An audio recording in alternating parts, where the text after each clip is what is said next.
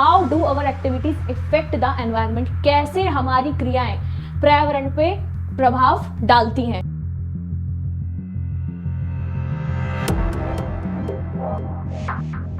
Hello students, तो कैसे हैं आप सभी लोग। Welcome you all in Calvin and today we are going to discuss about chapter our environment.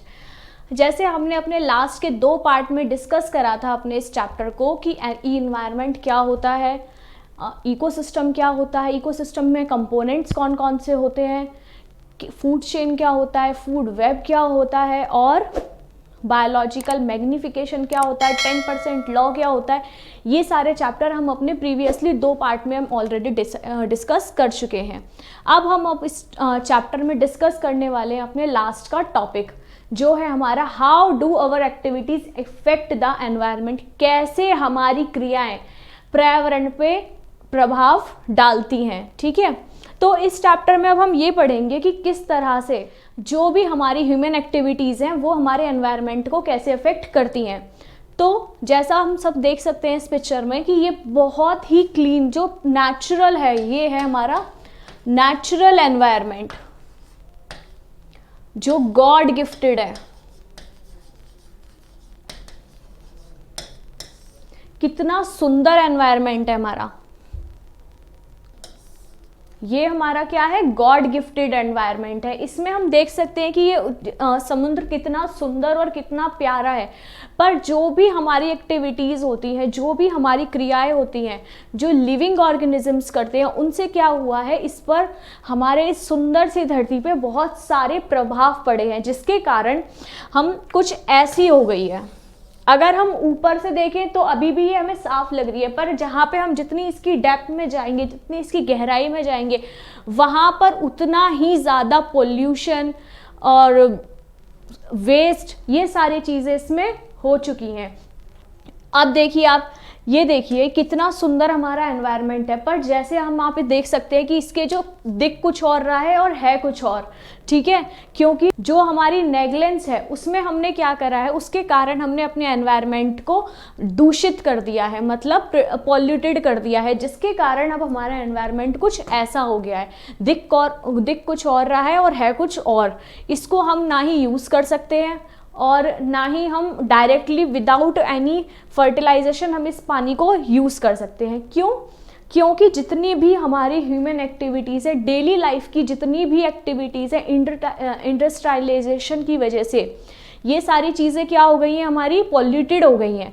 जैसे हम देख रहे हैं कि समुद्र है तो इतना सुंदर, पर उसके अंदर इतना सारा पॉल्यूशन, इतना सारा वेस्ट मटेरियल जमा हो गया है।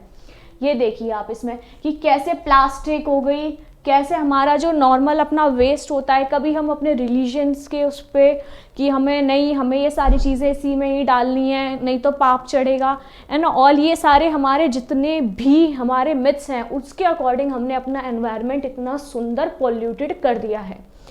तो आज हम सबसे पहले इसमें पढ़ेंगे कि कैसे वेस्ट मटीरियल्स ने हमारे एनवायरनमेंट को पॉल्यूटेड करा है। सबसे पहले हम इसमें बात करते हैं टाइप ऑफ वेस्ट, कि वेस्ट होती कितनी तरह का है, होता कितनी तरह का है। ठीक है, और मेनली ये 2 ही तरह का होता है, एक होता है हमारा बायोडिग्रेडेबल, एक होता है हमारा नॉन बायोडिग्रेडेबल। ठीक है, चलिए तो डिस्कस करें। सबसे पहले हम बात करते हैं अपने टाइप ऑफ वेस्ट के बारे में। एक होता है हमारा बायोडिग्रेडेबल, एक होता है हमारा नॉन बायोडिग्रेडेबल। बायोडिग्रेडेबल वो वेस्ट होता है जो हमारा रीयूज हो जाता है, ठीक है, और नॉन बायोडिग्रेडेबल वो होता है जो रीयूज नहीं कर सकते। ये with the help of decomposers we can reuse this waste, और ये इतना हार्मफुल नहीं होता, ना ही ये पॉल्यूशन को क्रिएट करता, ये नेचुरल वे में डीकम्पोज हो जाता है। बायोडिग्रेडेबल विच डीकम्पोज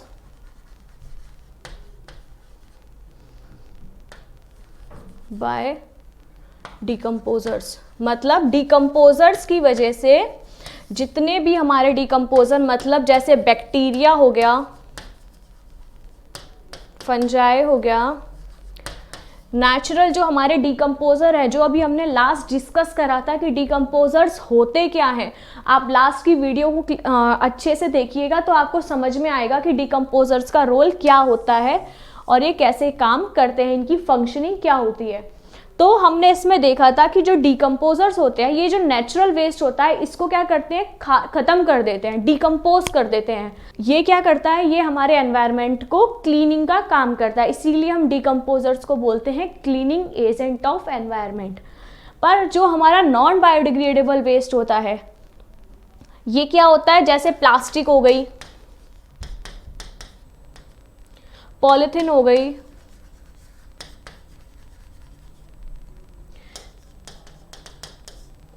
और इसके एग्जाम्पल क्या होंगे हमारे, जैसे हमारे वेजिटेबल्स पील हो गए, फ्रूट पील हो गए, ये क्या करते हैं, ये नेचुरली डिकम्पोज कर देते हैं, ठीक है, ये अपने आप को नेचुरल वे में ही ख़त्म कर देते हैं और मिट्टी में मिल जाते हैं। पर ये जो होते हैं नॉन बायोडिग्रेडेबल, ये हम यूज़ भी नहीं कर सकते और ये नेचुरल वे में डिकम्पोज भी नहीं हो सकते। इनके लिए हमें बहुत अलग अलग तरह के डिकम्पोजन के मेथड को यूज़ करना पड़ता है, ठीक है। इसमें अब हम पढ़ते हैं, पहले नॉन बायोडिग्रेडेबल को डिफाइन कर लेते हैं, विच not decompose by decomposers। मतलब डिकम्पोजर्स जिस वेस्ट को डिकम्पोज नहीं कर पाते हैं और जिनको हमारे टेक्निकल मेथड्स की और इंडस्ट्रियलाइजेशन मेथड की नीड पड़ती है, उन वाला हमारा वेस्ट, उस वेस्ट मटेरियल को हम बोलते हैं नॉन बायोडिग्रेडेबल वेस्ट। तो आई होप आपको ये क्लियर हो गया होगा कि बायोडिग्रेडेबल वेस्ट और नॉन बायोडिग्रेडेबल वेस्ट क्या होता है। अब हम इसमें अपना आगे कंटिन्यू करते हैं कि क्वेश्चन इसमें कैसे पूछा जाएगा। सबसे पहले तो सिंपली हमसे डिफाइन पूछ लेगा कि उसकी कि बायोडिग्रेडेबल वेस्ट और नॉन बायोडिग्रेडेबल वेस्ट होता क्या है, डिफरेंस बताइए इसमें, ठीक है। 2 नंबर में या 3 नंबर में मोस्टली पूछ लेता है, या आपसे ऐसे पूछ लिया जाएगा कि बायोडिग्रेडेबल वेस्ट और नॉन बायोडिग्रेडेबल वेस्ट को सेपरेट डस्टबिन में डिस्कार्ड क्यों करना चाहिए। मतलब हमें इस सारे बायोडिग्रेडेबल और नॉन बायोडिग्रेडेबल वेस्ट को एक ही जगह पर क्यों नहीं फेंकना चाहिए, इनके लिए क्यों अलग अलग डस्टबिन बनाए गए हैं, क्यों, क्योंकि जो हमारा, जैसे मैंने आपको अभी बताया कि बायोडिग्रेडेबल वेस्ट जो होता है वो हमारा डिकम्पोज होता है with the help of decomposer.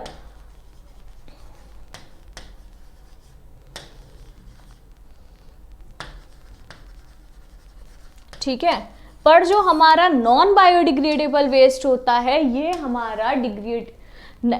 हमारा नहीं होता, मतलब डिग्रेड नहीं होता डिकम्पोजर्स की वजह से। इसके लिए हमें इंडस्ट्रियलाइजेशन मेथड की हमें नीड होती है, जो हमारे पॉल्यूशन भी क्रिएट करता है, ठीक है।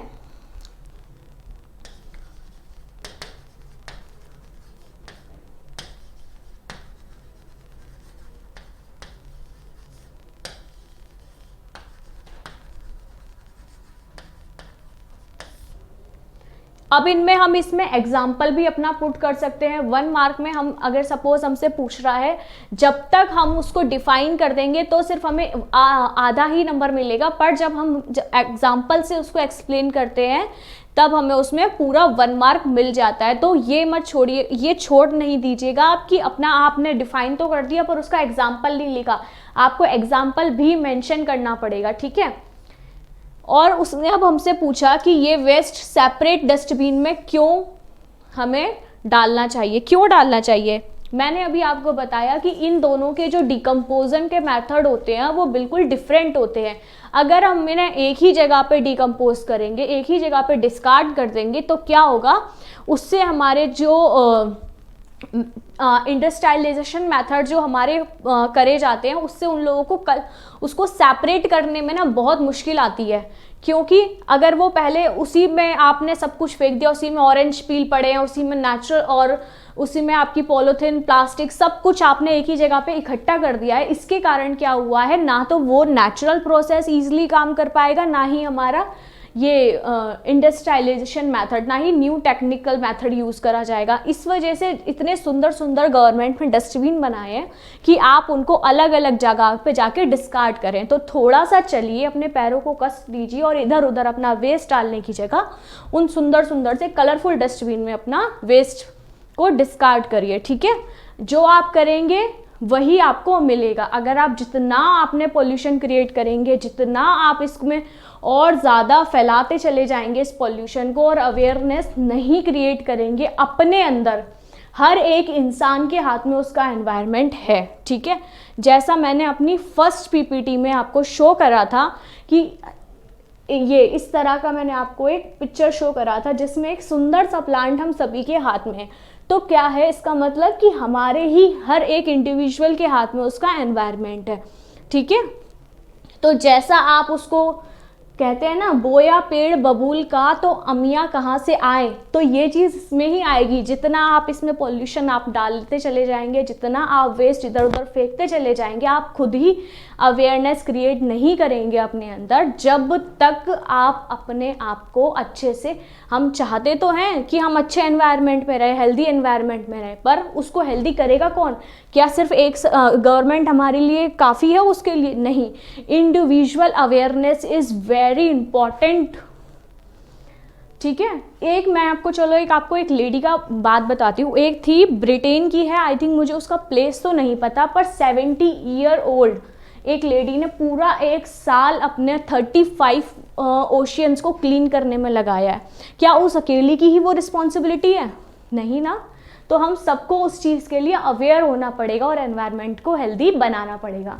चलिए, तो अब हम इसमें बात करते हैं अपने आगे के टॉपिक्स के बारे में। जैसे मैंने अभी आपको बताया कि जो आपका वेस्ट है उसको हमें सबसे इम्पॉर्टेंट है हमारा वेस्ट डिस्पोजल किस तरह से हो रहा है। ये जितने सुंदर सुंदर डस्टबिन बने हुए हैं ना, इनका यूज़ करिए, ठीक है। कहने से तो हम बोल देते हैं कि सरकार ये नहीं कर रही, वो नहीं कर रही, सफाई नहीं करवा रही है, एनवायरनमेंट को हेल्दी नहीं करा रही। हम इतने पॉल्यूटेड कंट्री में रहते हैं, दिल्ली सबसे ज़्यादा पॉल्यूटेड है।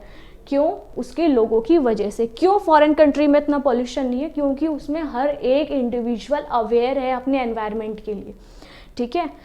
आने वाले टाइम में शायद अगर ऐसे ही चलता रहा तो गवर्नमेंट में कुछ बहुत स्ट्रिक्ट स्टेप लेगी ताकि हर एक इंडिविजुअल पे या तो फाइन लगेगा ये सब करने के लिए या कुछ और रूल्स आएंगे उसमें, ठीक है। तो अब हम बात करते हैं वेस्ट डिस्पोजल में। मैंने अभी आपको बताया कि जो बायोडिग्रेडेबल और नॉन बायोडिग्रेडेबल वेस्ट होता है वो हमें अपना सेपरेट डस्टबिन में हमें पुट करना चाहिए, डिस्कार्ड करना चाहिए, ठीक है। तो जैसे गवर्नमेंट ने बना रखा है कि जितना भी ग्लास मतलब कांच का वेस्ट होगा वो हमें सब इसमें डालना है ग्रीन में, ग्रीन डस्टबिन, ठीक है। येलो है, जितना भी हमारा मेटेलिक वेस्ट है वो सारा हमें किस में डिस्कार्ड करना है? येलो डस्टबिन में।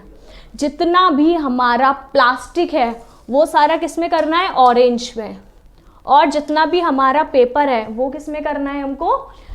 ब्लू डस्टबिन में। तो इससे क्या होगा कि ईजिली ये सारा वेस्ट जो है ये वेस्ट डिस्पोजल हमारा प्रोसेस आगे काम करेगा, ठीक है। अब ये तो थे हमारे नेचुरल मेथड जो हम पढ़ते हैं, जो डिकम्पोजर्स जिसमें हेल्प करते हैं, वो तो हो गए हमारे नेचुरल।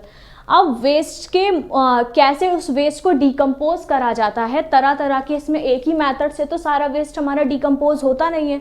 तो इसके लिए क्या होता है, डिफरेंट काइंड ऑफ मोड हमें यूज़ करने पड़ते हैं, डिफरेंट काइंड ऑफ मेथड हमें यूज़ करने पड़ते हैं वेस्ट डिस्पोजल के लिए। तो स्टेप बाय स्टेप हम इन सारे पॉइंट्स को क्लियर करेंगे, ठीक है। सबसे पहले हम यहाँ से स्टार्ट करते हैं। फर्स्ट आता है हमारा कंपोजिटिंग। इसमें क्या होता है, इसमें जितना भी हमारा ऑर्गेनिक वेस्ट मतलब जो नेचुरली डिकम्पोज करा जाता है, इसमें आप देख रहे होंगे कि इसमें वेजिटेबल पील्स, फ्रूट पील्स, ये सब चीज़ें,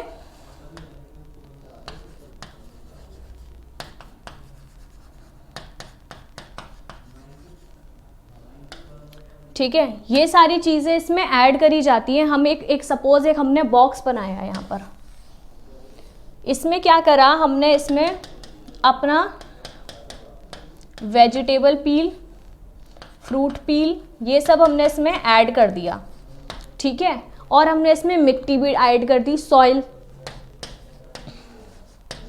अब क्या होगा, जब ये हमारा वेस्ट है, जब ये डिकम्पोज होना स्टार्ट हो जाएगा, बैक्टीरिया और फंजाई मतलब नेचुरल डिकम्पोजर के प्रोसेस में जब ये डिकम्पोज होना स्टार्ट होगा तो इसका जितना भी न्यूट्रिएंट हमारे डिकम्पोजर से इन पील्स में से लेंगे वो सारा न्यूट्रिएंट इस सॉइल में एब्जॉर्ब हो जाएगा, ठीक है।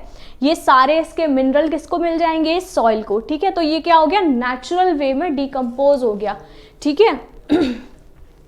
समझ में आया कंपोजिटिंग क्या होता है? जब हम अपना ऑर्गेनिक वेस्ट, मतलब जो हमारा नेचुरली डिकम्पोज हो जाता है, उस वेस्ट के लिए हम एक डैम बनाते हैं या एक छोटा सा बॉक्स बनाते हैं या लैंड में एक स्पेस बनाते हैं जिसमें मतलब गड्ढा बनाया जाता है, जिसकी वजह से हम उसमें कंपोज करते हैं अपना नेचुरल वेस्ट और सॉइल। इसमें क्या होता है, जितने भी नेचुरल डिकम्पोजर होते हैं ये इसको डिकम्पोज करना स्टार्ट करेंगे तो इसके सारे मिनरल्स एब्जॉर्ब करके इस मिट्टी को दे देंगे। फिर आप इसको, अब ये क्या हो गई, ये मिट्टी हमारी क्या हो गई, इसमें अब सारे न्यूट्रिएंट्स प्रेजेंट हो गए।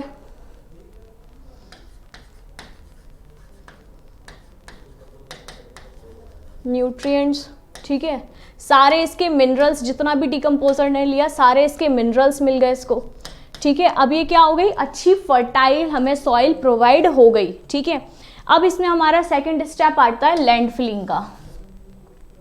लैंड फिलिंग क्या होता है, जब एक जहाँ पर जैसे पॉपुलेशन बहुत ज़्यादा कम होती है, जहाँ पर लोग बहुत ज़्यादा कम होते हैं, जहाँ पे रेजिडेंशियल एरिया बहुत नियर बाय नहीं होता, जैसे हमारी दिल्ली में करनाल की साइड का रूट बना हुआ है, और भी बहुत जगह बनी हुई है जहाँ पे ये लैंड फिलिंग का प्रोसेस होता है। इसमें क्या होता है, जैसे आपने देखा होगा कि एक जगह जहाँ पे टेढ़े मेढ़े पहाड़ से बने हुए होते हैं या कुछ भी, जहाँ पे सॉइल, जहाँ की सॉइल जो है, जहाँ की मिट्टी जो है वो रहने के लायक इतनी ज़्यादा प्रेफरेंस में नहीं आती है, उस जगह पे जाके ये लैंड फिलिंग का प्रोसेस होता है। जहाँ पे लोग ज़्यादा नहीं होते वहाँ पे ये सारा का सारा जो हमारा एक सिटी का पूरा एक टाउन का जितना भी वेस्ट होता है वहाँ पे जाके डाल दिया जाता है, ठीक है।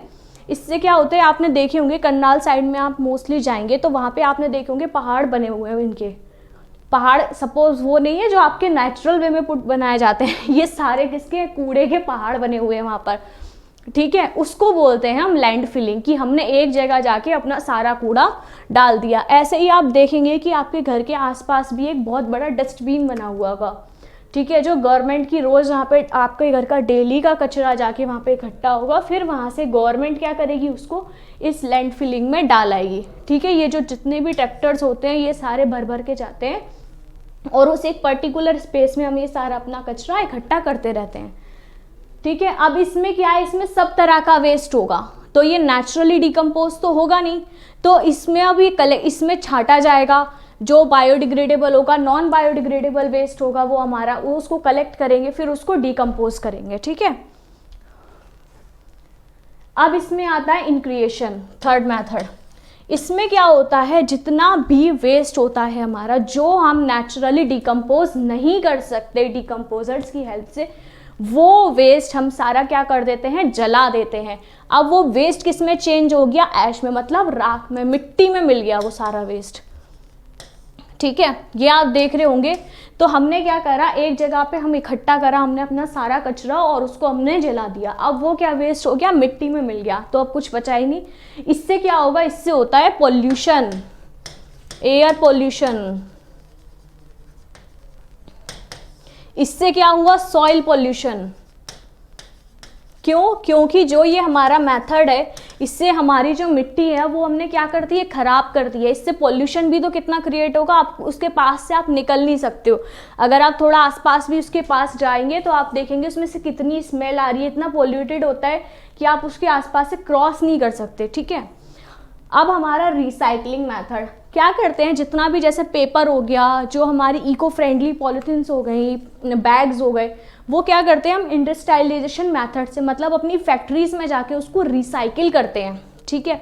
जैसे आप क्रश करके पेपर फेंक दो या कुछ भी एक चीज़ जो आपकी रिसाइकिलिंग में प्रोसेस में आप उस यूज़ कर सकते हैं, उसको फैक्ट्रीज क्या करती हैं, उसको दोबारा कुछ उसका बना देती हैं, ठीक है।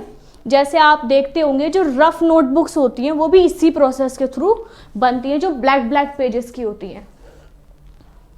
तो आई होप आपको ये सारे टॉपिक्स भी क्लियर हो गए होंगे और हमारे मेथड्स भी समझ में आए होंगे कि कितने तरह के मेथड होते हैं। इसमें एक सीवेज ट्रीटमेंट भी होता है, रीयूज भी होता है,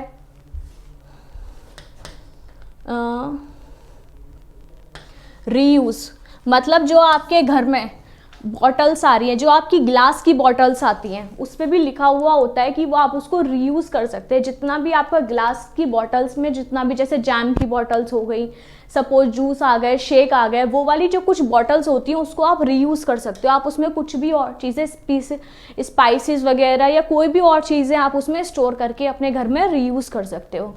ऐसे ही इसमें एक आता है सीवेज ट्रीटमेंट। ये किसके लिए होता है? वाटर पॉल्यूशन के लिए।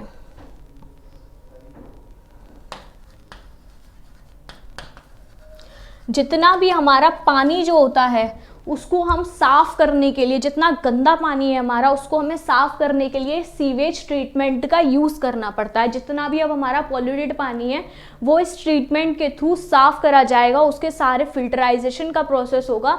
ये हम अभी इस चैप्टर में आपके में नहीं दे रखा है इतने डिटेल में, इसमें सिर्फ यही मेन पॉइंट्स हैं, तो आप इसको ध्यान दीजिएगा क्योंकि आपसे एग्जाम में पूछेगा कि मेथड्स कितने तरह के होते हैं वेस्ट डिस्पोजल के, कौन कौन सा कितने टाइप्स के वेस्ट होते हैं, ठीक है। तो ये चीज़ आपसे मेनली पूछी जाएगी। अब इसमें हमारा एक और इम्पॉर्टेंट टॉपिक है, मेनली जो इस चैप्टर में हमारे से दो चीज़ें पूछी गई हैं। एक तो हमसे पूछा गया है वेस्ट के बारे में कि क्या होता है, कैसे डिकम्पोज होगा, कितनी तरह का होता है, ठीक है।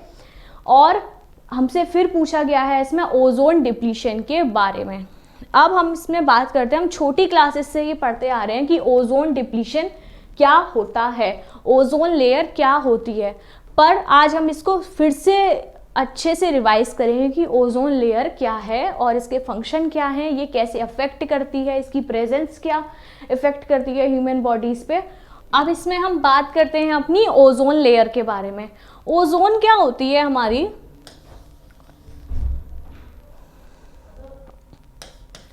ऑक्सीजन होती है। ये ऑक्सीजन के 3 कंपाउंड्स मतलब O3 से मिलती है। अब ये कैसे होता है? ऑक्सीजन के तो आप कहेंगे 2 ही मॉलिक्यूल्स होते हैं, 2 ही एटम्स होते हैं। जब हमारी ओजोन लेयर, सबसे पहले हम बात करते हैं कि ओजोन लेयर मिलती कहाँ है, होती कहाँ है ये प्रेजेंट, ठीक है। जो हमारी अर्थ है, ये क्या है हमारी अर्थ, अर्थ के सरफेस पे कौन रहता है? लिविंग ऑर्गेनिजम्स सारे।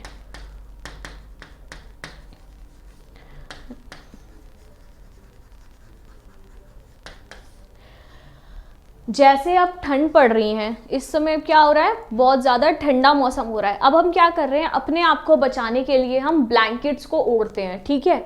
ऐसे ही हमारी अर्थ ने भी एक अपने आप को प्रोटेक्ट करने के लिए ब्लैंकेट से कवर कर रखा है। मतलब जो ओजोन लेयर है वो हमारे ब्लैंकेट का काम करती है, जो हमें अपनी सन से जितनी भी यूवी रेडिएशंस आती है उनसे हमें प्रोटेक्ट करती है। अर्थ है, अर्थ के ऊपर क्या बनी हुई है, एक लेयर बनी हुई है, ठीक है, जो प्रोटेक्शन प्रोवाइड करती है हम लोगों को। जैसे ये अर्थ है, इसके ऊपर ही एक लेयर बनी हुई है, जैसे ये ह्यूमन बॉडी हो गई और इसने एक ब्लैंकेट ओढ़ लिया तो अब इसको बाहर की जितनी भी ठंडी हवा है उससे बच गई। ऐसे ही जो अर्थ है उसने भी एक ब्लैंकेट से अपने आप को कवर कर रखा है। अब जितनी भी बाहर से सनलाइट से हमको जितनी भी हार्मफुल यूवी रेडिएशंस मिल रही हैं उससे हमें ये प्रोटेक्ट कर रही है समहाउ, कैसे भी करके। जैसे ये यूवी रेडिएशंस अगर हमारे इस अर्थ सरफेस पे आ गई, अगर ये यहाँ पर आ गई तो क्या करती हैं, तो इतनी पॉइजनस होती है ये ओजोन लेयर कि उसमें लाइफ ही एग्जिस्ट नहीं करेगी अर्थ सरफेस पे, ठीक है। वैसे तो ये आएगी नहीं क्योंकि इस ओजोन लेयर ने इसको प्रोटेक्ट कर रखा है। तो अब ये तो समझ में आ गया ओजोन लेयर क्या होती है और ये कैसे हमें बचा रखा है इसने। जैसे ठंड में हमने ब्लैंकेट से अपने आप को कवर करके बाहर की जितनी भी ठंडी हवा है उससे हमने अपने आप को बचा रखा है, ऐसे ही अर्थ ने भी अपने आप को प्रोटेक्ट कर रखा है ओजोन लेयर से।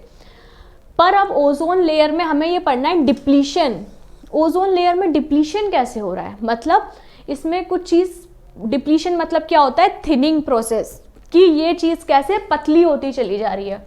तो अब हम इसमें पढ़ते हैं, जो ओजोन लेयर है हमारी, ये आप देख रहे होंगे, ये क्या है हमारी ओजोन लेयर। ये प्रेजेंट कहाँ होती है, हमारे स्ट्रेटोस्फेयर पर, जो अर्थ पे के बाहर जो एक लेयर बनी हुई है स्ट्रेटोस्फेयर उसको बोलते हैं, यहाँ पर हमारी ओजोन लेयर प्रेजेंट होती है। Ozone layer present in stratosphere.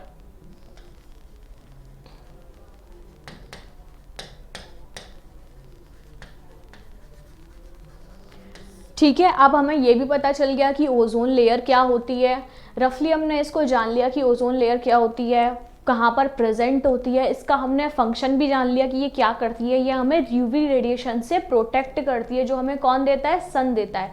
सन की जितनी भी हार्मफुल रेडिएशन होती हैं जब वो अर्थ पर आती हैं तो बहुत सारे इफ़ेक्ट्स होते हैं, ठीक है, जो लिविंग ऑर्गेनिजम्स के लिए बहुत ज़्यादा डेंजरस होंगे। उनके बारे में भी हम पढ़ेंगे कि कौन कौन से इफ़ेक्ट्स होते हैं जो हमें इस यूवी रेडिएशन से होंगे अगर ओजोन लेयर नहीं होगी तो सबसे पहले अब हम पढ़ते हैं ये ओजोन लेयर है जो बनती कैसे है। ठीक है, इसमें आपसे पूछा जाएगा कि ओजोन लेयर क्या होती है, ओजोन लेयर का फॉर्मेशन कैसे होता है, ओजोन लेयर प्रेजेंट कैसे होती है और इसके इफेक्ट क्या है ह्यूमन बॉडीज पर और या लिविंग ऑर्गेनिजम्स पे। इस तरह से आपसे ये क्वेश्चन पूछा जाएगा। तो सबसे पहले अब हम पढ़ते हैं कि ओजोन लेयर होती क्या है, कैसे बनती है। ओजोन लेयर क्या है, O3 के ऑक्सीजन के 3 मॉलिक्यूल्स हैं, ठीक है, 3 एटम से बनती है। इसमें क्या होता है, जो हमने अभी डिस्कस करा था अपना कि जितना भी हमारा ऑक्सीजन के जो मॉलिक्यूल्स होते हैं वो ब्रेक डाउन कर जाते हैं यूवी रेडिएशन की प्रेजेंस में और फिर दोबारा ऑक्सीजन से जब रिएक्ट करते हैं तब बनाते हैं O3, मतलब ऑक्सीजन के 3 मॉलिक्यूल एटम्स या मॉलिक्यूल्स उसको बोल सकते हैं हम, ठीक है। तो उसको बोलते हैं हम ओजोन लेयर। जैसे ये है हमारा O2, यूवी रेडिएशन की प्रेजेंस में, यूवी रेडिएशन सनलाइट की यूवी रेडिएशन में इसने ब्रेक डाउन करा और ऑक्सीजन के 2 मॉलिक्यूल्स बनाए। अब जब ये दोबारा से इसमें फिर ये ओजोन कैसे बनता है, इसने ब्रेक डाउन करा, अब ऑक्सीजन के जो दोबारा दूसरे मॉलिक्यूल्स होंगे ये क्या करेंगे, ऑक्सीजन का मॉलिक्यूल दोबारा रिएक्ट करेगा O से और फिर क्या बनाएगा O3, मतलब ओजोन। पता चल गया हमें कि ओजोन का फॉर्मेशन कैसे होता है, ठीक है।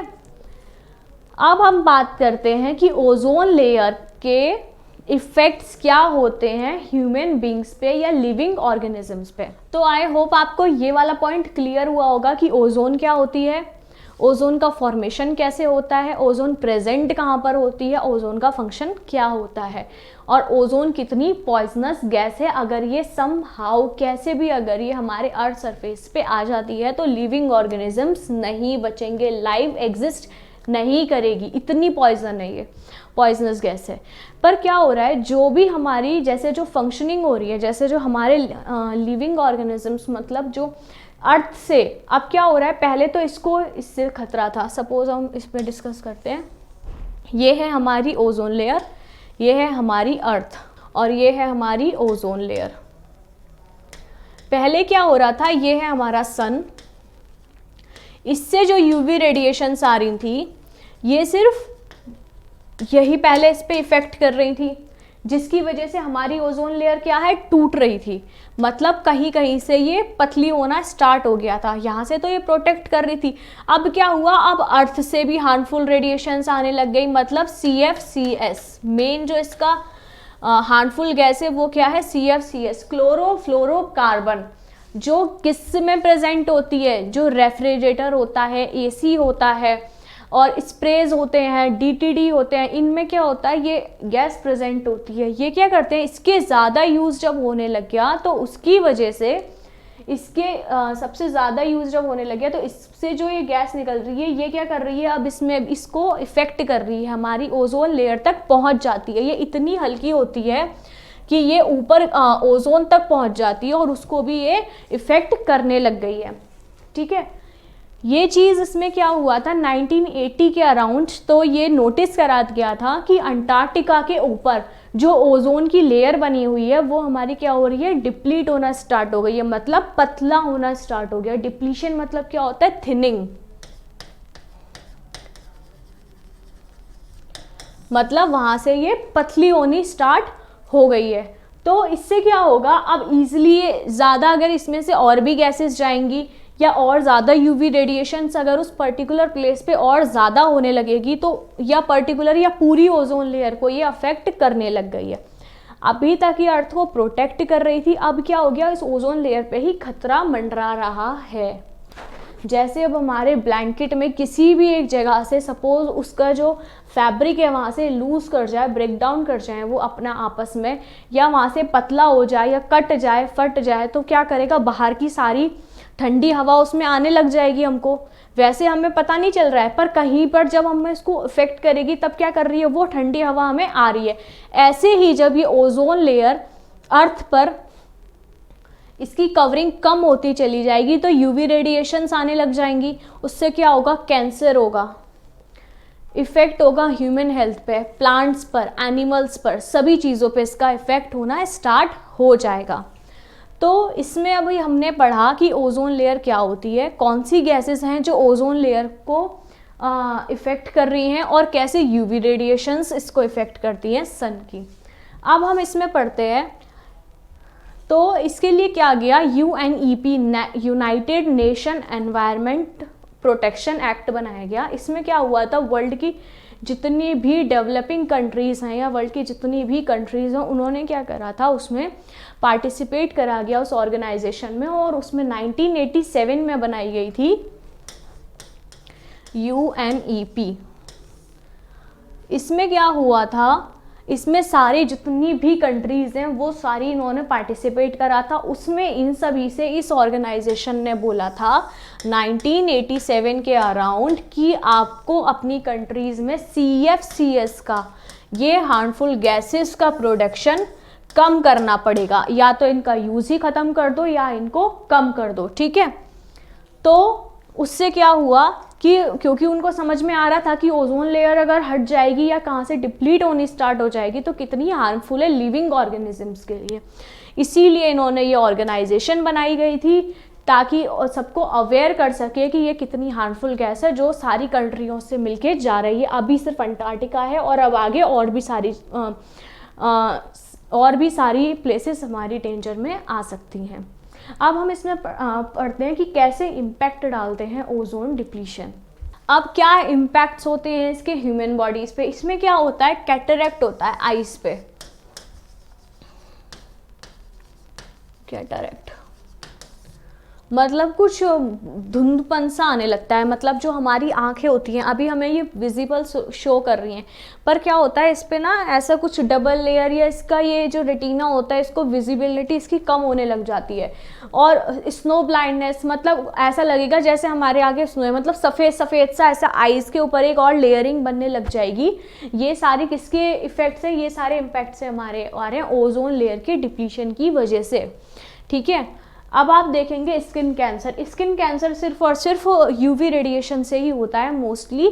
जो उससे क्या होगा, जितना भी हमारा स्किन है ये कैंसर, मतलब वही हमने इसमें पढ़ा है हेरिडिटी वाले चैप्टर में, इसको हम कवर करेंगे अपना कि कैसे म्यूटेशन जो होने लग जाती है उससे कैसे इफेक्ट पड़े और कैसे कैसे कैंसर बनता है, ठीक है। इसको हम उस चैप्टर में कवर करेंगे क्योंकि इसमें इसका कोई रोल नहीं है इस चैप्टर में इसका, तो हम इसको इतना डिटेल में पढ़ने की हमें नीड नहीं है। सिर्फ आपसे इम्पैक्ट पूछे जाएंगे कि कौन से इम्पैक्ट होते हैं जो पड़ते हैं ओजोन लेयर के डिप्लीशन पे ह्यूमन बॉडीज़ पे, तो आप इसके टाइप बता सकते हैं कि एक स्किन कैंसर होता है, कैटरेक्ट होता है, ठीक है। ऐसे ही अब वो आपसे पूछेगा कि प्लांट्स पे क्या इफेक्ट करते हैं, तो अब आप देख सकते हैं इसमें जो इतना ग्रीन पार्ट है ये प्लांट का, ये तो नेचुरल है, पर जब इस पे ओजोन लेयर मतलब जब इस पे यूवी रेडिएशंस आने लग गई हैं तो क्या हुआ, येलोइश पार्ट हो गया है, येलो होने लग गई है इसकी जो ये प्लांट की लीव है, ठीक है। और उसके बाद में इंजर मतलब आप देखते हैं पत्तियों में छेद छेद से होने लगते हैं, बहुत ज़्यादा पीली, ज़्यादा धूप पड़ने से पत्तियाँ पीली हो जाती हैं, ठीक है। तो ये सारे इम्पैक्ट किसके हैं, यूवी रेडिएशंस के। ये तो हो गए हमारी ह्यूमन बॉडी पर कि कैसे इसका इफेक्ट पड़ता है। सबसे पहले या तो सनबर्न होगा, मतलब जो धूप से हमारी स्किन जल जाती है उसको बोलते हैं हम सनबर्न।